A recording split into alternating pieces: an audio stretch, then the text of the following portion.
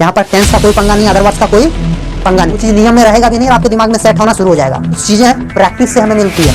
कायदे में रहोगे तो फायदे में रहोगे। इन्वर्टेड कॉमा के अंदर में ही वो जुमले बंद रखते हैं। तुम मुझे खून दो और मैं तुम्हें आजादी दूंगा, पड़ोसी की तमन्ना अब हमारे दिल में है, देखना है कितनी ताकत बाजुए कातिल में है। भाग आपका रिपोर्टेड स्पीच कहने का मतलब रिपोर्टेड स्पीच का भाग या तो रिपोर्टेड स्पीच में प्रयुक्त भाग में बुलाना पड़ेगा इसी तरह हमारे ध्यान को। कहीं किधर गया रे बंटी का ध्यान एकदम।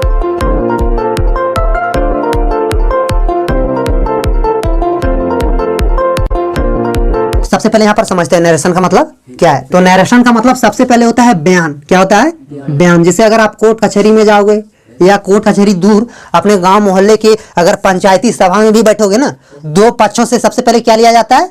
बयान। तो बयान देते वक्त देखना, बयान देने वाला वो कुछ इस तरह बोलेगा, हूँ बहू वही सेंटेंस या तो हूँ बहू वही जुमला बोलता है। जैसे अगर मैं तुमको गाली दिया है ना कि तुमको हैजा हो, तुम मर जाओ, है ना, तो शरीर में कीड़ा मकोड़ा पड़े मैं इस तरह का सेंटेंस आपको बोला, एक एग्जांपल के तौर पर बोल रहा हूँ। थोड़ा सा अपने भाषा या तो अपने लेवल नीचे वाले लेवल में बोलेंगे तो समझ में जल्दी आएगा। अब किताब वाला सेंटेंस और किताब वाला लैंग्वेज लेंगे ना तो भैया राइटर बड़ी हाई फाई लेवल में लिखता है, बड़ी हाई फाई वर्ड लेता है, तो हमें समझ में शायद जल्दी नहीं आए। अब मान लो कि तुम पंचायत में बैठ गए और तुम्हें हूबहू यही सेंटेंस को बोल दिया। इस तरह की सेंटेंसेस को आप कहोगे डायरेक्ट स्पीच, यानी कि स्पीकर यानी बोलने वाला जो जुमला इस्तेमाल किया हूबहू वही जुमला आपने बोल दिया। स्पीकर के द्वारा बोले हुए सेंटेंस को हूबहू बोलना। अब जो सेंटेंस को हमने बोला, अब उस सेंटेंस को आप थोड़ा सा मॉडिफाई करोगे। अगर अपने लैंग्वेज में ये बोले, स्पीकर के बोले हुए कथनों को आप थोड़ा सा बदल कर बोलो, लेकिन उसके बोले हुए कथन में जो मतलब निकल रहा है ना वही सारांश और वही मतलब निकलना चाहिए, तब हम क्या कहेंगे? Indirect speech. पर जब इसे आप अंग्रेजी ग्रामर या तो ग्रामेटिकल पॉइंट ऑफ व्यू से जब इसे आप देखोगे ना, तो हमने जिस तरह समझाया हूबहू उस तरह नहीं है। वहां पर कुछ ग्रामेटिकल रूल्स हैं, कुछ कायदे हैं। कायदे में रहोगे तो फायदे में रहोगे, यानी आपके सेंटेंस गलत नहीं होगा। कोई भी सेंटेंस जो हूबहू कोई दूसरा बोला और उसी को हम बोल रहे हैं तो उसको इन्वर्टेड कॉमा के अंदर में बंद रखेंगे। जैसे अगर मैं बोलूं कि तुम मुझे खून दो और मैं तुम्हें आजादी दूंगा, ये जुमला किसने बोला था? सरफरोशी की तमन्ना अब हमारे दिल में है, देखना है कितनी ताकत बाजुए कातिल में है, ऐसे बोला जाता है ना। तो इस तरह की अगर आप जुमला बोलते तो ये जुमला किसी ने बोल रखा है। अगर आप कहीं परीक्षा के आंसर शीट में भी लिख रहे हो तो उसको उस आंसर शीट में आपको इन्वर्टेड कॉमा के अंदर में बंद रखना पड़ेगा।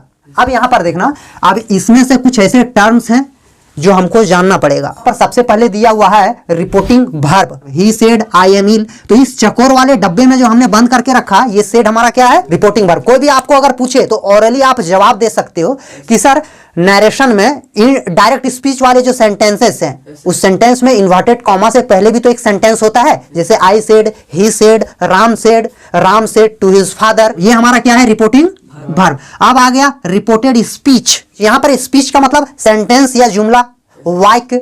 अब इन्वर्टेड कॉमा के अंदर एक सेंटेंस है, जैसे I am ill inverted comma के अंदर में है, तो इन्वर्टेड कॉमा के अंदर में जो बंद सेंटेंस है वही सेंटेंस हमारा क्या है? Reported speech. रिपोर्टेड कॉमा के अंदर बंद रहे, रिपोर्टेड स्पीच। जैसे reported speech he said I am ill, तो यहां पर जो ये चकोर वाले बॉक्स के अंदर में जो सेंटेंस बंद है यही रिपोर्टेड स्पीच। अब आगे यहां पर देखो, verb of the reported speech, verb of the reported speech. अब हमने जिसको रिपोर्टेड स्पीच बोला, आई एम इल, इसमें एक वर्ब भी तो है, एम, हेल्पिंग वर्ब या तो ऑक्सिलरी वर्ब, समझ में आ रहा है? तो ये आई एम इल में जो ये वर्ब एम है इसको कहेंगे verb of the reported speech. Reported speech कहने का मतलब I am ill, verb of the reported speech कहने का मतलब रिपोर्टेड स्पीच का वर्ब या तो रिपोर्टेड स्पीच में प्रयुक्त वर्ब। समझ में आ रहा है? हमारा रिपोर्टेड स्पीच में कौन सा वर्ब प्रयुक्त है? एम। तो एम हमारा यहाँ पर reported verb of the reported speech. आप समझे कि नहीं समझे? नहीं, बुलाना पड़ेगा उसी तरह तुम्हारे ध्यान को। है कहने किधर गया रे बंटी का ध्यान, एकदम और जैसे चिल्लाते हैं। अब यहाँ पर देखना, अब जब कभी भी डायरेक्ट से इनडायरेक्ट में बदलो, डायरेक्ट स्पीच में उसको हमको इनडायरेक्ट में बदलना है, तो इनडायरेक्ट में बदलने के लिए यहाँ पर ग्रामर कुछ नियम सुझाया है, कुछ नियम आपको दिया, उस नियम को आपको अपने ध्यान में रखते हुए डायरेक्ट से इनडायरेक्ट बदलना है। तो ध्यान में आप रखोगे तो डायरेक्ट टू इनडायरेक्ट में बदलने के लिए आपको 3 ऐसे क्राइटेरिया है जिसको फॉलो करना है। सबसे पहले change of person, change of person, उसके बाद change of tense, change of other parts of speech. आज हम जो पढ़ेंगे वो पढ़ेंगे हम चेंज ऑफ पर्सन। इस चीज को पढ़ने के लिए आपको ये वाला फार्मूला याद रखना पड़ेगा। पर ऐसा नहीं कि सर जब हम चेंज ऑफ टेंस पढ़ेंगे तो इस मटेरियल का कोई आवश्यकता ही नहीं। जब आप आगे जाओगे तो आपको इसमें बताए हुए नियम और ये वाले बताए हुए नियम, वो दोनों नियम एक दूसरे से लिंक हो जाएंगे, इंटरलिंक, तब बनेगा ये वाला। फिर जब आप ये पढ़ोगे तो ये वाला नियम और फिर ये वाला नियम और फिर ये वाला नियम तीनों लिंक हो जाएगा, तब फिर आपको ये वाला समझ में आएगा। यानी कहीं ना कहीं ये जो आप पढ़ रहे हो ये नियम आपको दिमाग में रखना है। फिर आगे जब ये पढ़ोगे तो ये भी तब बनेगा जब ये नियम आपके दिमाग में रहेगा, और फिर ये पढ़ोगे तो ये चीज तब आपको समझ में आएगा जब ये दो नियम आप कंबाइन लेके चलोगे तब। अभी आज हम क्या पढ़ रहे हैं? Change of person. यहाँ पर देखो, इस सेंटेंस को यदि मैं इनडायरेक्ट में बदलूं, ये तो हमारा ऑलरेडी डायरेक्ट में है, इसको हम बदलेंगे इनडायरेक्ट में। इनडायरेक्ट में बदलेंगे तो यहाँ पर ध्यान देना, हम कौन सा रूल्स लेके चल रहे हैं, कौन सा क्राइटेरिया? Change of person. यहाँ पर टेंस का कोई पंगा नहीं, अदर वर्ड्स का कोई पंगा नहीं, ठीक है। तो यदि नंगा करना है तो सिर्फ पर्सन को नंगा करेंगे। किसको? देखो इधर ध्यान दो, द चिल्ड्रन, तो हमने यहाँ पर लिखा द चिल्ड्रन, ऐसे लिख दिया द चिल्ड्रन। अब यहाँ पर से का से ही रखोगे क्योंकि इसके बाद ऑब्जेक्ट नहीं, ऑब्जेक्ट होता तो इसको टेल में बदलता।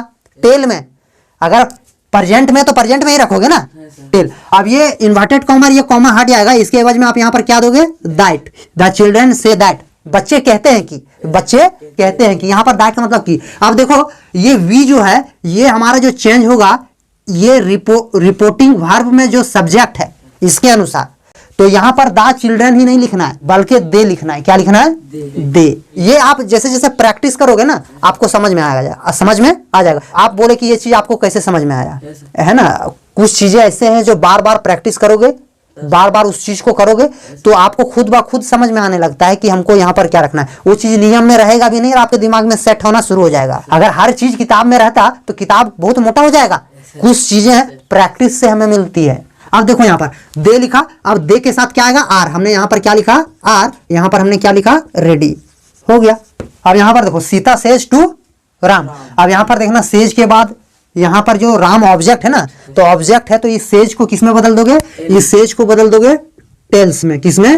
और यही ये अगर मान लो पास्ट में रहता तो पास्ट में रहता तो हम बदलते हैं टोल्ड में। समझ में आ रहा है? ऑब्जेक्ट रहेगा तभी बदलना है, ऑब्जेक्ट अगर नहीं रहा तो यही होगा। अब यहाँ ऑब्जेक्ट है तो हम इनडायरेक्ट, अगर हम इसको इनडायरेक्ट में बनाएंगे तो इसको लिखेंगे सीता। क्या लिखेंगे? सीता टेल्स। सीता टेल्स किसको? राम। सीता टेल्स राम। टू हट गया। अब ये इन्वर्टेड कॉमा जो